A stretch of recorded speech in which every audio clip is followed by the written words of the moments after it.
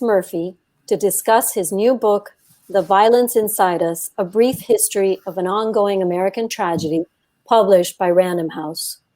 You can order the book for purchase at Books and Books Below by pressing the green button at the bottom of the screen. Every purchase you make helps keep Books and Books up and running, and we need that right now, so we thank you.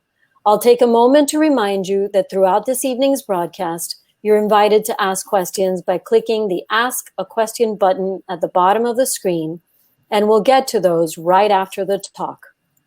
But now, to introduce tonight's speakers is someone who knows firsthand the effects of violence. On February 14, 2018, Fred Guttenberg's daughter, Jamie Taylor Guttenberg, was shot and murdered in the hallways of Marjorie Stoneman Douglas High School in Parkland, Florida, at the young age of 14.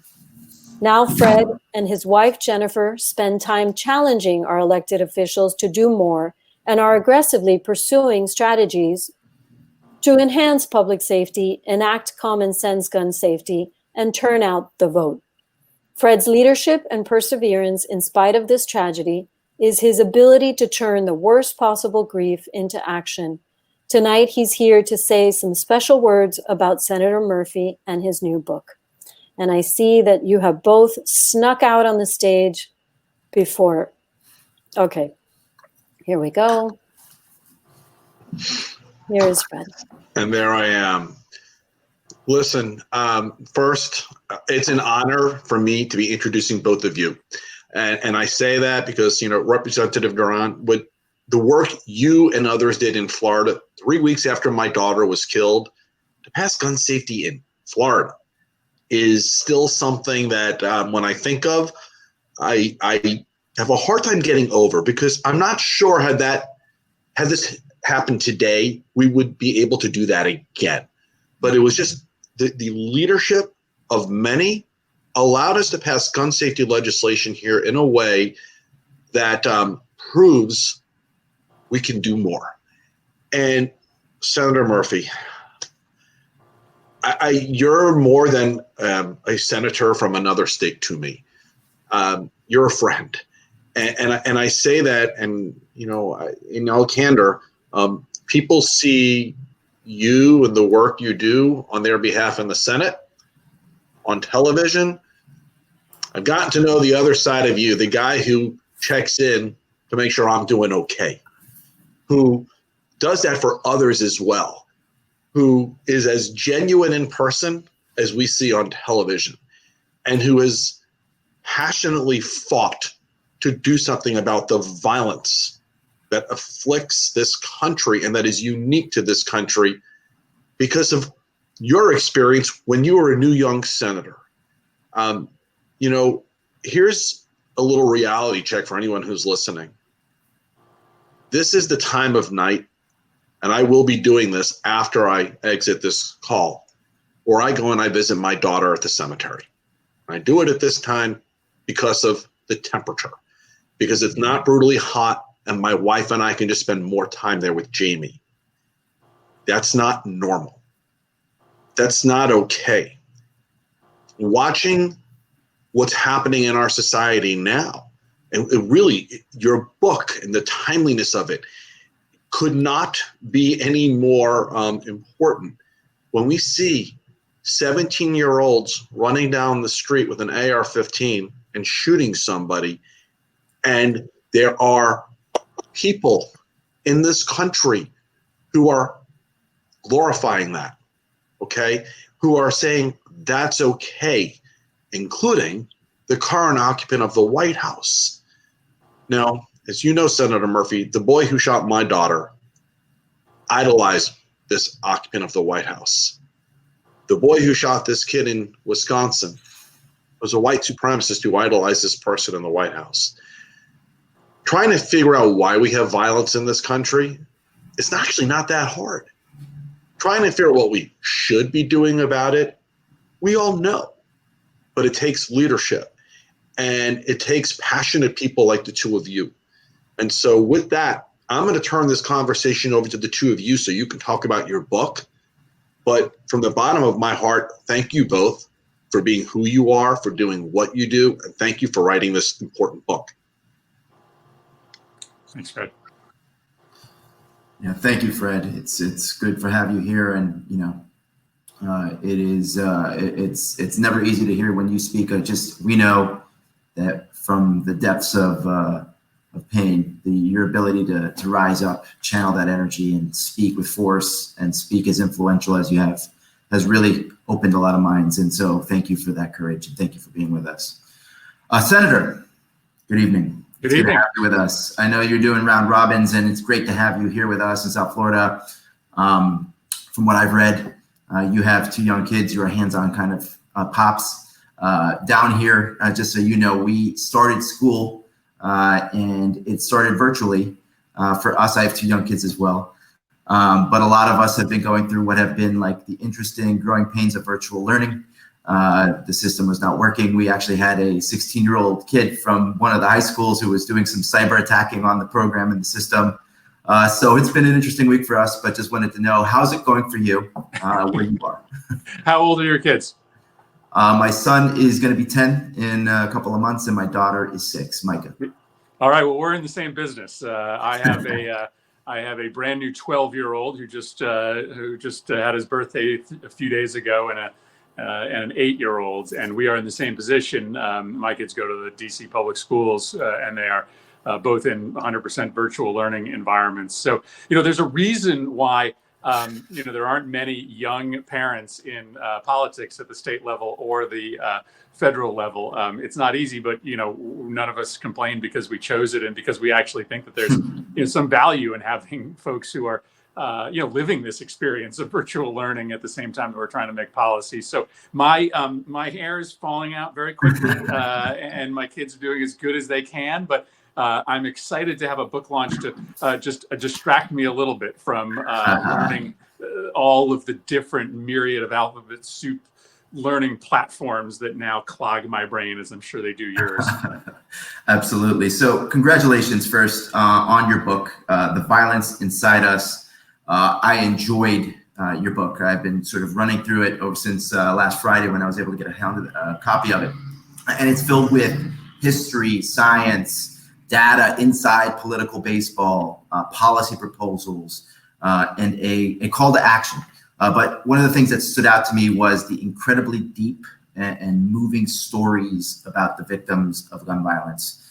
And I was reading your acknowledgments, and I saw that the book that is in front of us is not what you had originally envisioned writing. So kind of walk us through what we have here and what you were thinking and saw in your mind before it came to be.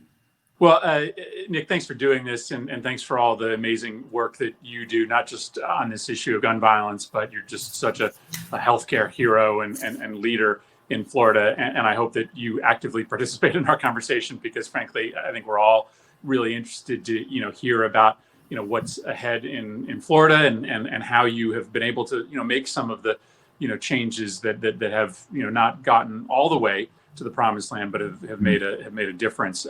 But I'm really excited to join you tonight. And listen, I think writing your first book, especially on a topic like this, is an iterative process. And so my book maybe didn't end up being exactly what I thought it would be, but I hope that it is a worthy contribution. What it ends up being essentially is a story of what I have learned over the course of the last 7 years. And what I've learned is that, yes, guns have an enormous amount to do with America's epidemic rates of violence, in particular homicide. But the story of American violence is much more complicated. And so it's called The Violence Inside Us because the research that I did for the book, combined with what I knew going in, made me want to write something that explores this question a little bit more deeply, right? What is it about our biology that points us towards violence? What is it about America's history bathed in violence from the very beginning, an economy ordered by violence for much of our nation's history that has brought us to this place? What can we change by changing gun laws? But how much work do we have to do with respect to racial justice and economic injustice to try to rescue people from violence? And what I also try to do in this book is to just be honest about about my journey. Some people will probably be surprised to the fact that I kind of admit to a real feeling of insecurity that I had when I was first elected to the Senate, that I maybe hadn't been as impactful as a congressman as I had hoped to be, in part because I was missing, an emotional connection to the issues that I worked on. And I have that now. And I wake up every day feeling like I'm much more of an activist than I am a senator or a politician. And I try to be, pretty honest about what we all go through as public servants, and how we try to search for effectiveness, and how we constantly are asking questions as to whether we are measuring up to the moment. And so I hope people will learn a lot about the epidemic of gun violence, become better activists and advocates themselves. But I hope they'll also, see, a public servant here who's tried to peel back the onion a little bit on what this job is like. Sure. So one of the things that I found fascinating, because I love history, and was looking at sort of the way you took American history with respect to violence, right? And the invention of the handgun and how it played such a key role at certain points, but particularly how gun violence is unique to the United States with respect to the rest of the world. But then you go into some topics about in-groups and out-groups, and it's like a very professorial sort of kind of conversation, but it really kind of interweaves itself throughout the entire book. Maybe you can talk a little bit about the three different tranches you had mentioned within your book about American violence and where we saw it increase in such escalation that's so noticeable. Yeah, so this book is sort of divided up into parts. The beginning of the book is a study of the biology of violence. Just what is it about humans that make us more violent than every other animal species? The second part is about the history of violence, the global history of violence, which is a pretty positive story. We've been becoming less violent as a species over the course of the last 600 years. Then a story of America's very unique history of violence. And then the book ends with sort of the current moment, right? What do we need to do? What are the policy prescriptions, and what are the political steps we need to take in order to get right? But as you mentioned, the American story of violence really is unique. And it starts in the middle 1800s. We're not a particularly violent country in our first 80 years. And then all of a sudden, around the middle 1800s, we start to depart from the rest of the high-income world. Our violence rates start to spiral, and they never return back to earth. We become a more violent nation than everybody else, and we still are today. And the three things that happen in the middle 1800s are kind of point us to what we need to grapple with today, because the three things are this quickly. First, we have this massive explosion of the slave population in the early to mid 1800s, and that's because of the invention of the cotton gin. And with that comes a greater reliance on violence, much more violence, because violence is what keeps African Americans enslaved. And this country just becomes kind of inured to violence. We become numb to violence, and it becomes, much more of the standard operating procedure, even outside of the slave economy. The second thing is we have this first wave of immigration that happens in the middle 1800s. And what we know is that, when there are different types of people from different backgrounds who are living in close quarters with each other, the risk of violence increases. And this is part of our legacy as a country. But then the last thing, as you mentioned, is the invention of the handgun. The handgun gets invented in the United States by a company in Connecticut. The factory that made the handgun is actually where my state office lies today. And we decide not to regulate it. We decide to essentially allow anybody to own it, a very different decision than most other countries take. And those three things start to sort of spiral American violence out of control. And it's what we have to grapple with today, our racist history of racial subjugation predicated on the use of violence, the contests between sort of emerging groups in the country. There's always a sort of dominant group and a subjugated group, an in-group and an out-group, as I call them. Violence is used to try to maintain those hierarchies. And then this flood of weapons. They are all addressable, right? There are solutions to all of those three factors, but it's interesting that since about 1840 or 1850, it's been those three factors that have sort of consistently put America outside of the norm when it comes to violence. And I take the time to tell that story and stories within that broader story in a way that I hope is readable, in a way that I hope sort of answers this question for people: how did we get this way? Sure. There's a chapter in your book, I think it might be the longest chapter, and the reason I know is because I actually, and I've read the book, I have the physical book, but it was the one chapter that I read it, but then I listened to it over again. And I think you may have done the audible, you had read it out. And I listened to it, that chapter, the fifth chapter, that's focusing on the violence we ignore. And in it, I could sort of tell how emotional you had gotten when you were reading it. You start with this reverend kind of getting in your face and really letting you know how he feels about the forgotten single shot violence that you see that happens across America all the time, but it's not ever reported. It's the suicides. It is the domestic violence type of thing. Talk a little bit about that chapter, because and I think I actually read it that in there you said that was one of the last chapters you actually read. You had to go back and write that chapter, and that's I got to that chapter, which is the chapter I entitled "The Violence We Ignore," and most of that chapter is about the gun violence that happens routinely in our urban centers. But then there is also this discussion of suicides and domestic violence. And I do admit in the book that when I got to that chapter, I got cold feet. I wasn't ready to write it, in part because, I worried that my voice would be illegitimate, telling the story of a violence that tends to happen to people of color because of this long history of violence being used to oppress those communities of color. I eventually did write it, and it does turn out to be the longest chapter in the book. But it also speaks to the guilt that I felt when I first walked into that community room in the north end of Hartford about 2 months after Sandy Hook. All those parents of kids who had died on the streets of Hartford say to me, "Where the hell have you been? Right? You've been in Congress for 6 years.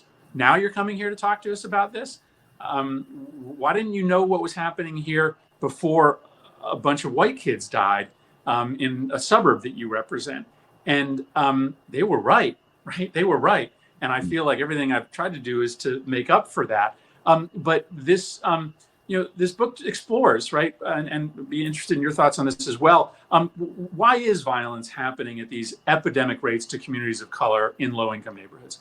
And it is certainly a result of this history of violence being used by sort of white Americans to suppress communities of color, in particular Black Americans. This cycle of violence is very closely connected to the cycle of incarceration and the cycle of marginality that somebody like Michelle Alexander talks about in The New Jim Crow.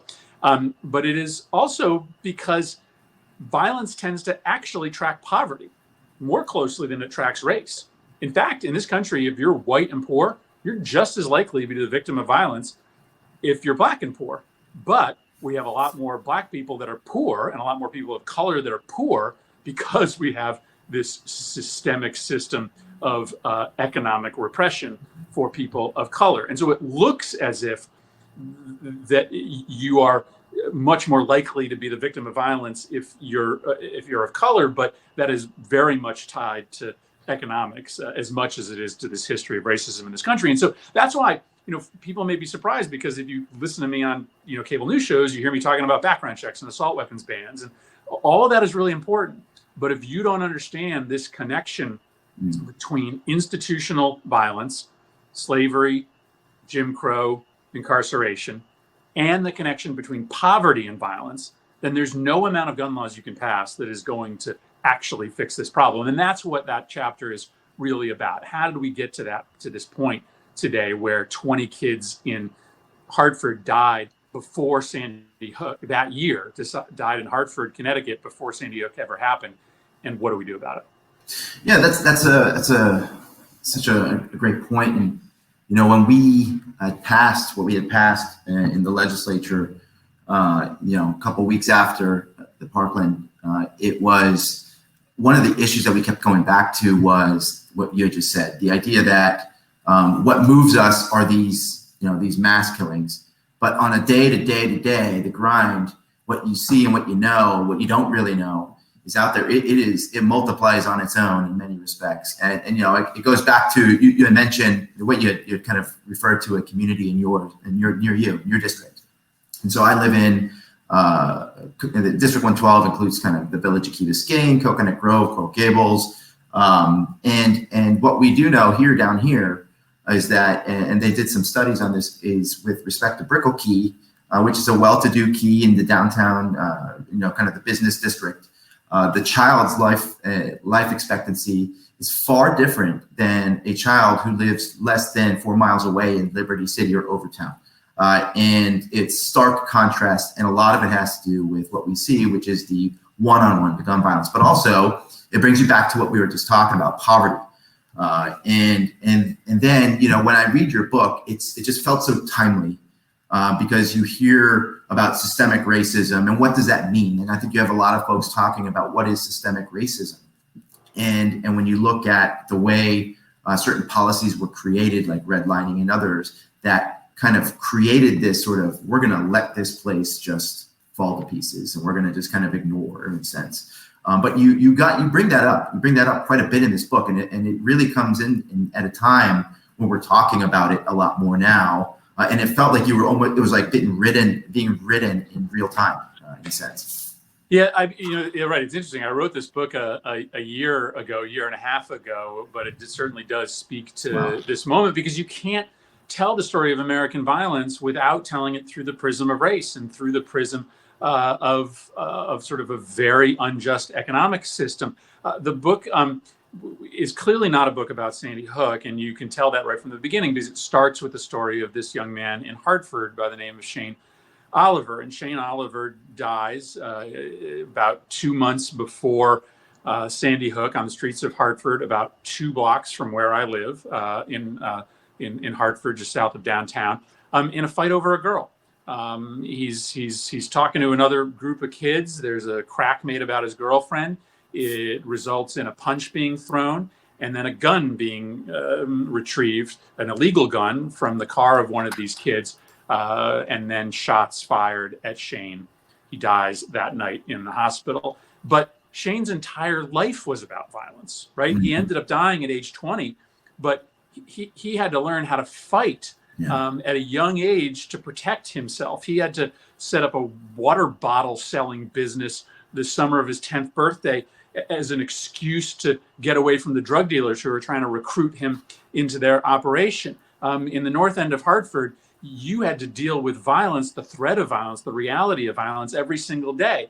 And that's the story that starts this book, in part because I grew up 2 miles away from Shane in a suburb of Hartford, in which I have no idea whether I was a good fighter. I never had to learn how to throw a punch. And my reality and his reality as a black kid growing up a mile away from me, a white kid growing up in a suburb, is in part the story of American violence. You only have to really confront it, by and large, if you are of a certain race and if you are living in certain neighborhoods.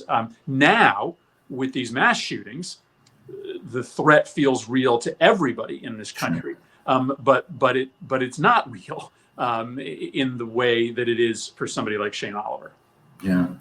So let me, one of the pieces that I found fascinating, and it's something that it rang so much with myself and in our experience over the last several years in Florida, was the discussion on the NRA and its history and how you talked about it here, and its presence. And when it was formed, it was a group of pro-gun owners, but there was an interest and an intent on seeing safe gun ownership, what that looked like. And so they were sort of working with folks to pass some of the first meaningful legislation back in the early part of the century, where gun registration, and how I think your book has done a great job of just showing the evolution or the kind of change of the organization from someone being what it meant to be an NRA card carrying member back then, as opposed to what it is today. It's a very different concept.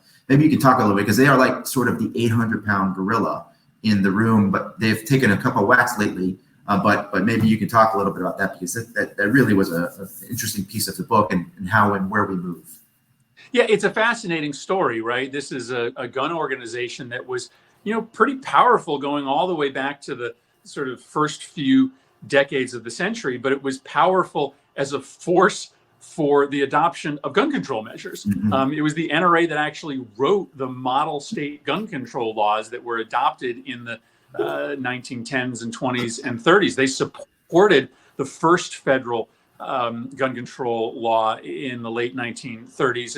And they don't change until the 1970s, when they get taken over. There's essentially a putsch in which the old guard of the NRA, which really was for responsible gun ownership laws, gets sort of pushed out. And this new group that has a very different agenda takes over. And the new group is ideological. The new group sees the NRA as part of a broader conservative infrastructure, whose goal is to oppose any and all government regulation in any part of our life. And so they lock arms with the anti-environment crowd. They lock arms with the anti-civil rights crowd. And they become powerful in part because they make the NRA imprimatur, not just about your stance on gun laws, but about how much you hate government. And for the Republican Party, that kind of lost the ability to have any other ideas besides we hate government, the NRA endorsement became more and more and more important, such that, by the time 2013 rolls around and we're trying to pass a background checks law in the United States Senate, the NRA is one of the most powerful political organizations in the country. And we had no political power as a movement at that point. We have spent the last 7 years building it up. And frankly, I'm sort of fascinated to hear, just a little bit more about, what has happened on the ground in a place like Florida, right? Because a little bit easier to pass, these kind of laws in Connecticut, but we have seen the NRA start to fall apart, and that really happened in many ways after Parkland. It was after these kids just stood up and said, we're not going to sort of stand for this anymore. We're going to call out the NRA for what it is. And once they started saying that, it sort of felt to me like adults, sort of said, well, we can't let the kids do this by themselves. We better stand up and say the same thing. And all of a sudden, overnight after Parkland, the NRA's approval ratings sort of flipped on its head, and more people disapproved of them than approved of them, and they've never really recovered. That's at least what it felt like, having watched what played out in your state from afar. Yeah, so it's a great point, and we can talk a little bit about those kids, and I think you talk a little bit about Parkland's, the students, and what their voice really, and them standing up and doing what they did, how important it was.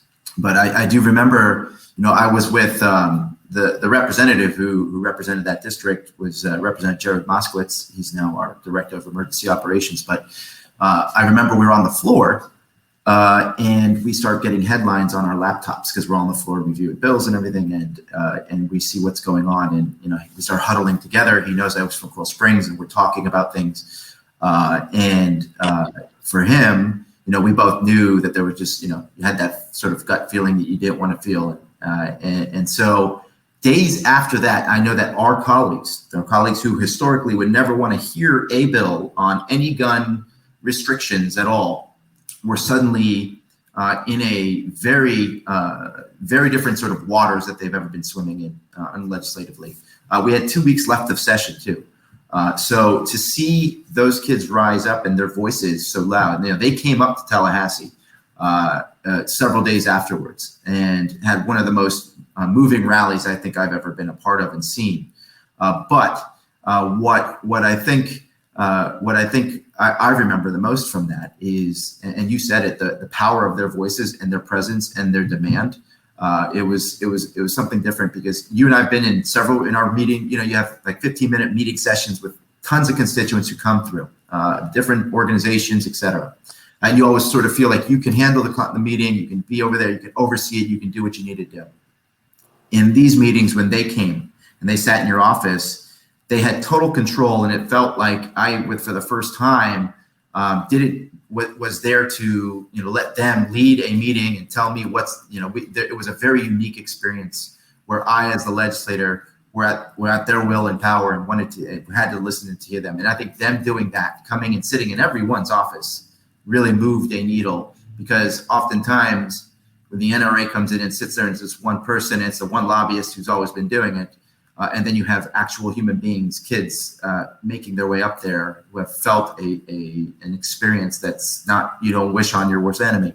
That really kind of moved the needle. And it was, like you said, and I think you bring up Emma Gonzalez and her speech that happened. I think you were in Fort Lauderdale during that time, but you're right. That was something else on their end. Yeah, we sort of skipped ahead in the book, but I think it's important to talk about. I give Emma, who's become a friend, just an enormous amount of credit. It was sort of one of the few moments in my life in which, as I'm watching it live, I just happened to be in Fort Lauderdale on vacation with my extended family, and I'm watching her speak live. And it was one of the few moments in my life where I just knew everything was changing. I was literally watching the politics of this debate change. And I frankly love the way that you put it, that they were in charge, right? And that's so important, because for so long, you're exactly right, the NRA was in charge, right? And we only could do what the NRA would allow us to do. I remember when we were negotiating the Manchin-Toomey background checks bill in 2013, we were all waiting on, well, what's the NRA going to say, right? Is there any way that the NRA will support an expansion of background checks? That mattered more than anything else. That's not the question people are asking any longer, right? And the fact that we now are on the offense, that we're the stronger political movement, is pretty miraculous, given that we're only talking about 7 years since the modern anti-gun violence movement started. And the back half of the book, after going through sort of the history and the biology and the policy, gets there, and I give those kids, and I give your community just an enormous amount of the credit for getting us to the precipice of what I think is some real potential legislative breakthroughs very soon at the federal level. Yeah, the momentum feels like it's in the ball court of yourself and advocates. So let me ask you this before I ask any other questions. I know that we're about 30 minutes in. There is a way we're going to have some folks make some time. Some folks can ask some questions. I think about down below, you see at the bottom it says you can ask a question. Again, we're here with Senator Murphy talking about The Violence Inside Us, his new book, and I wanted to kind of jump in on an area that in the book you started talking about. You said it, and the book reads this way: this isn't about Newtown. This isn't about that those families, and that's their story to tell. But one of the things that I found so fascinating is in 2013, you're a new senator. You were just elected into the Senate, so you're in the new chamber, figuring out how to conduct yourself as a senator, learning that. But also, you were very focused in on how do we get something done. And you had these families who wanted to try to make a move here, and talk about, that sort of, that's driving you. There's like that energy from them, and your interest in pleasing and trying to help them and they move this important momentum, and sort of dealing with what you had to deal with, because obviously it ends up not being successful, but how you dealt with them, how you talked about that, how you said that this is just about us picking ourselves back up and going. And that was well, first it was about getting permission from those families, right? This was back at a moment where we were under this illusion that you couldn't talk about policy change after a mass shooting, that there needed to be some waiting period. And I remember really stepping back and deciding not to talk about assault weapons bans in the days afterwards. But it was the families who, very quickly gave me that permission. I remember being at the wake of one of these young girls, and I was there with Senator Blumenthal, and I asked, he asked the parents, hey, when you're ready to talk about policy change, call us. And they said, we're ready now. And it felt like after that moment, we had to move fast. And as you mentioned, it was such a strange position to be in. I was a brand new senator, the youngest of 100.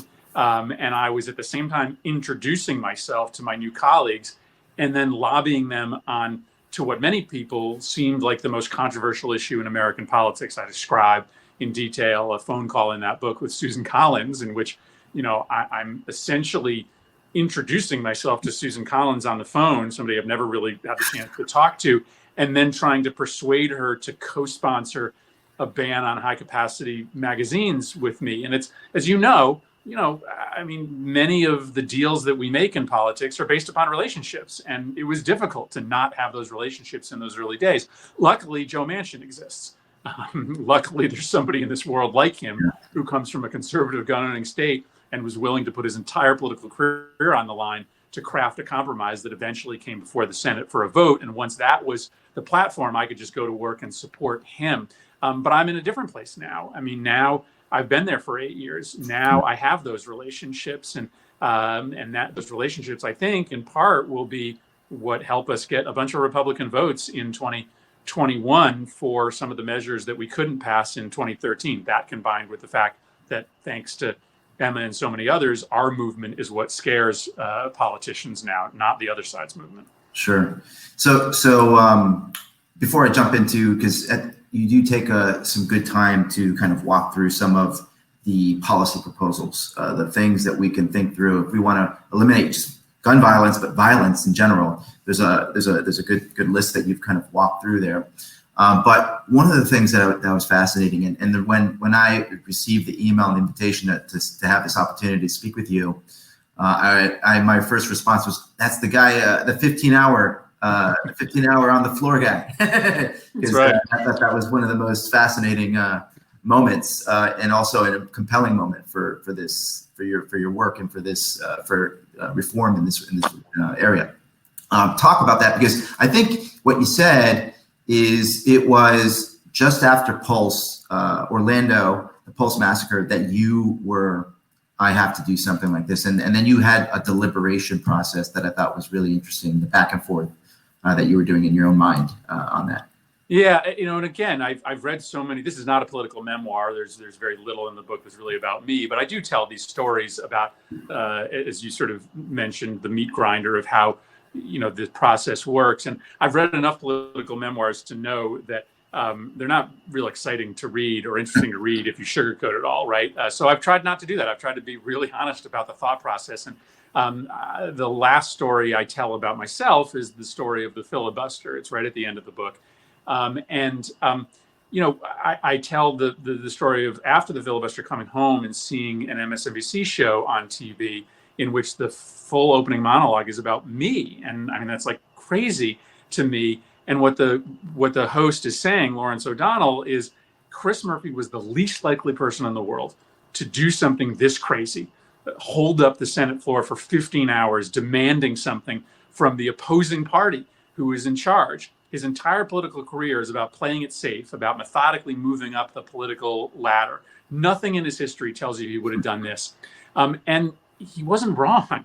He wasn't wrong. I mean, I was prodigious. I was successful as a legislator, but I didn't take a lot of big chances. And I did get cold feet a couple different times the day of the filibuster, because I thought to myself, this could go wrong in so many different ways. I mean, I could stand up there, declare that I'm not leaving the floor until I get votes on background checks, and nobody could care. I mean, Mitch McConnell could say, "Who the hell are you? Go ahead, stand up there for as long as you want." Or I could not do it, right? I could have to go to the bathroom after an hour and a half and sort of skulk off the floor of the Senate. So early that morning, I reached out to sort of my co-conspirator on the filibuster, Cory Booker, and I said, "I don't know, Cory." And Cory sends me back this poetic text that I include in the book. I haven't actually told him that I've put it in the book yet, in which he says, "Listen, man, like, be bold, like, go for it, do it. Don't lose this moment." And then right before I take the floor, literally seconds before, I text my wife and I say, I think I'm about to make a horrible mistake. And she doesn't text me back. And not hearing from her, I decide to go forward with it. And it becomes what it becomes, I mean, it wasn't me. It was just the moment. And it was the fact that people were looking for our side to take the offensive. And then the House members, engage in that amazing sit-in with John Lewis on the floor of the House. And, for the first time, it feels like we're on the offensive, that we're not being dictated to, that same old script of thoughts and prayers, a bill being introduced, and then everybody forgetting about it is not acceptable. And I hope that in the end that filibuster is a small part of the story as to how we finally figured out how to battle the gun lobby. But it is true that was not something that I ever would have contemplated before I started to care about this issue. And I guess why I tell it at the end of the book is that I'm hoping that people will take some chances themselves, right? Like, maybe there's some chain store in your neighborhood that still allows for concealed weapons. And maybe you don't want to be part of an effort to try to get them to change their policy because there'll be some people upset at you. Well, you know what? This is an issue worth taking chances on, and that's why I tell that story. Yeah. So based on the momentum, and I think movements like this movement is based on important moments, and that is probably one of the important moments of a movement. And with the energy that's been building up here, you point towards some policy proposals, and I think one of them that you call I guess the North Star is the universal background checks. And it was one of those things that I thought we would actually had put into our piece of legislation. And what you always respond back is, there's no need for that. We already have, they kind of work this sort of circle around it, saying that there's already a system in place. There's no need for universal background checks. I think actually it may have been one of the last policy proposals in our bill, even though we know that the public is, largely in favor of universal background checks, that it was contingent on them having enough Republicans to vote yes on this bill with us. But you talk about that, and then you also bring up what I think are sort of the basement solutions, or those solutions that are so critical that they're, without that, you don't have the infrastructure to actually do away with violence, or to really kind of substantially reduce violence. But talk about those, because I think you said with universal background checks, it is there's data behind that. There's a lot of data that shows that how much can change. Yeah, I mean, I really do believe that background checks is our North Star, and so much of this issue is about stories and about personal experiences, right? This is as emotional an issue as exists in American politics. But you don't have to argue background checks from a position of emotion, because the data is pretty remarkable. Just give you two sort of experiences. One is Connecticut's. When Connecticut passes our universal background checks law, almost immediately we see a 40% reduction in gun homicides, because we partner it in Connecticut with a permit. We require you to get a background check and a permit from your local police department. But that process, it doesn't just literally stop criminals or people with serious mental illness from getting guns. It causes anybody who's thinking about going outside the law to never walk into that gun store in the first place. And that reduction in the number of wrong people having weapons really does have a pretty immediate effect. But then also take the state of Missouri. Missouri's I tell the story of Missouri. It's a really interesting one. They adopt some of the nation's toughest gun laws after the Civil War because of Jesse James and his gang of vigilantes who's terrorizing the state. And they are one of the last states in sort of the South region to still have those laws on the books. But the NRA finally gets to them. And in the 2000s, they remove their universal background checks requirement. And within a year, gun homicides go up by 25%. And the studies of it control for every other possible factor. It's the removal of background checks. And so, that's when you extrapolate that across the country, thousands and thousands of lives that can be saved if you do this. Why? Because increasingly guns are being bought online and at gun shows. Estimates are sort of all over the place, but at least 1/4 of all guns are bought without a background check today. And so it makes it really easy for people who shouldn't have guns to get them. So that's why it is the North Star, and that's why we have to focus on getting it done. But I also argue that by getting a federal universal background checks bill done, wins beget wins. Once we get a little momentum behind this, and once Republicans who vote for this realize that the sky doesn't fall, you can actually get reelected even in red districts by voting for something that 90% of your constituents support, we'll start to rack up other wins as well. So yes, there's a host of other policy prescriptions that we can talk about, but that still is the data points to as the most impactful. So we have a question from somebody watching tonight that asked, and I think you kind of glanced up a little bit on it, but it's what are the action points that you think an average Joe, that's how they put it in here, can take away to stem the violence? What do you think? Would you say? And you kind of bring it up in the book, and I think there was a little bit of that call to action for everyday people. Yeah, I'm certainly, be interested for your advice on this as well. I mean, I think the most important thing that I say in my book is that you shouldn't spend too much time thinking about how to perfectly calibrate your political action.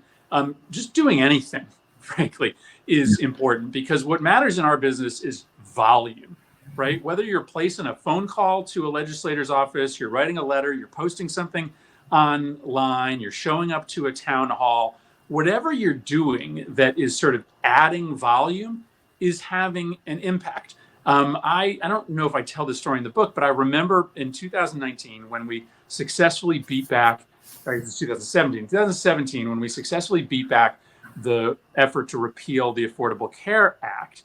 How I explain how we did that is simply because of the volume of political action on our side.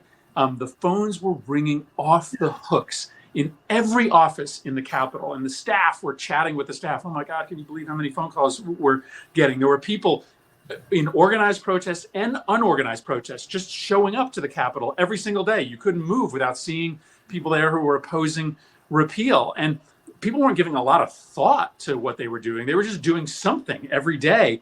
And in the end, Republicans just got cold feet. They just said, you know what, this is probably not worth it. And we're in the process of doing the same thing on guns, right? So whatever it is, join an anti-gun violence organization, join a local boycott, post something on your Facebook page. Every 2 weeks, call a member of your legislative delegation and tell them that they need to get behind whatever the latest proposal is. Just do something, even at a low level, every second day or every week. And that's how we change things, by just making our movement unavoidable. And so that it's not real rocket science, but that's my advice. I don't know. You tell me what you tell folks who ask you the same thing. Yeah, that's a good point. I always kind of liken it back to when you're in Tallahassee, or when you're in your office, your district office, or up during a session. You have those round robin meetings, and you have so many people coming in and doing 15-minute back and forth. These are the important points. And oftentimes it's more of somebody like a lobbyist or a representative of an organization or something like that. I've always said the most influential, the most impactful meetings I've ever had are when somebody they come down from Miami, they fly up, or they drive up from Miami 7.5, 8 hours, and they sit in that office with me and they talk to me, and it's a real person telling me about real important issues that impact them and their lives and their families. Those resonate so much. And so, however we continue to keep that sort of beat, and I always say, I would do it. Come to Tallahassee. Yes, it's my office, but it's actually yours. I just have been elected to occupy it for the next few years because you say you want me representing you. But that is one of the things I think is so important for folks to just engage. Everyone thinks we're kind of living in these silver towers that are far away and hard, but we should be accessible. In fact, if we're not doing our jobs, if we don't respond. I've always been like, our Moms Demand down here, they always write these little postcards, and they prepare these little postcards and send them out, and they're always engaging on those sorts of ways. So there are ways that just simply keep the steady drumbeat of right. The movement moving, right? There's another question, sort of involved here. It's about nonviolence movements, and right now you're seeing it right now on a day-to-day, whether violent protests versus nonviolent protests, and whether or not nonviolence movements, they're working, they can work, and they will work. And what's your? I tend to think that that's it. That we are moving in that direction. There's evidence of it happening right now in front of us. Yeah, it's the only way forward, right? As a movement that is trying to lower the rates of violence in our society, especially the rates of violence done to people of color, we must be a nonviolent movement, right? We cannot win by adopting the strategy of those that we are trying to prevail over.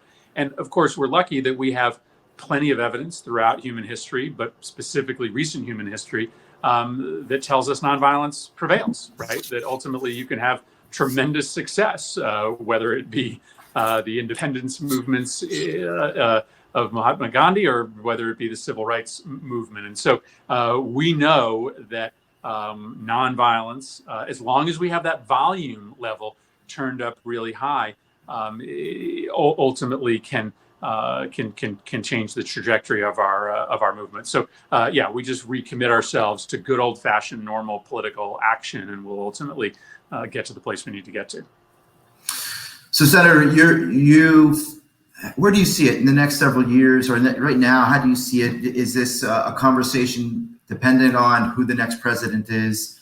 Do you think that we first need to see what the lay of the land looks like there? But on your end, it seems like you're tunnel visioning on, we're going to work on this until we get what we need out of it. And is that how you're seeing it? Doesn't matter who's in charge right now, but we're going to keep this conversation going. Yeah, I just think that we are becoming so powerful, and we're powerful because people are behind us, that, well, it will happen much faster if Joe Biden is elected and Democrats control the Senate. It's a question of when, not if, we pass meaningful anti-gun violence legislation. I don't know how close we actually came in the summer of 2019, but in the weeks after the Dayton shooting and the El Paso shooting, I got into a, pretty regular negotiation with the White House. I spent a bunch of time with President Trump. Just absolutely exhausting times with President Trump, in which he spent much more time. Spent a 45-minute conversation with him, in which he spent most of the time discussing about what the title of our anti-gun violence bill should be. We hadn't even begun to talk about what would be in it. But he wanted to make sure that the title was cool. But the point of that is that we did come kind of close in the summer and fall of 2019 to a background checks bill. We actually were negotiating text with the White House. What happened is that impeachment occurred, and the president decided that he needed to consolidate his base in order to survive impeachment, and he couldn't piss off the NRA or play footsie with guys like me. And so he abandoned those talks. But it was a sign that, Republicans understand that, man, they just don't want to litigate this issue election after election. And so I keep my head down. Obviously, I'm going to, put the pedal to the metal to get Joe Biden elected. But I know that if we just build our movement, that we're going to get there. Senator, there is one person in this tonight that has, they put their, it wasn't a question, but it was more of, just want to read it to you. It says, "My son was killed at Pulse. So I want to personally thank both of you for all you are doing to make us safer. No one wants to go through this. Thank you." And that's MJ Wright. It's thank you, MJ. I appreciate you being with us. So, Senator, thank you. It's we're going on the 53 minutes in. It's been an incredible conversation. Thank you for writing this book, The Violence Inside Us. If you want to order it, I say everybody should. It's a great read. Down below, you can see the button that says order the book. And we're going to support Books and Books, one of our local superstar bookstores, small businesses that has really kind of found a way to continue to move and sustain itself while we work our way through COVID. Senator, thank you. Thank you for your leadership. Thank you for fighting this fight, and to see somebody with sort of take a mantle of in the way you did and are doing. It's great to see it. It helps us restore faith that there are people out there that are going to be busting their humps to see this kind of change come through. Well, Nick, great to share the stage with you. Again, a big fan of everything that you've done. And thanks to Books and Books, you're right. I'm hopeful that lots of people buy this book, but they buy it through independent local book stores. And my desire is that this book ends up, being, a tool that folks use to learn about why we're so violent, to learn about what to do about it, and ultimately help be part of this story in which, at the state level and at the federal level, we change this, very disturbing reality that too many of our constituents face. So great to be with you, and thanks for doing it today. Yeah.